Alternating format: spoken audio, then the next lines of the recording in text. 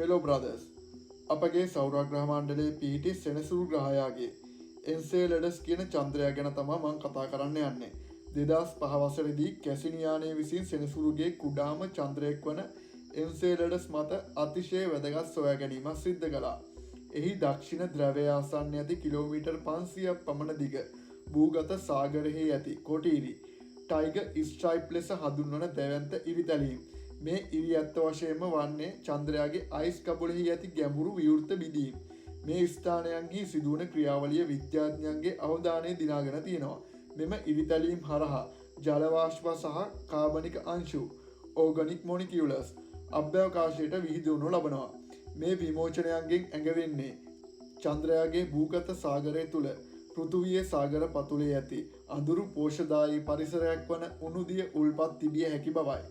එන්සෙලඩස් යනු සෞරග්‍රහ මණ්ඩලය තුළ පෘථුවියෙන් පිටත ජීවයක් සොයා ගැනීමට ඇති ප්‍රධානම ස්ථානයක් ලෙස අදටත් සැලකෙනවා. See you. කුරුමිට්ටාව ෆලෝ කරන්නත් අමතක් කරන්න එපා.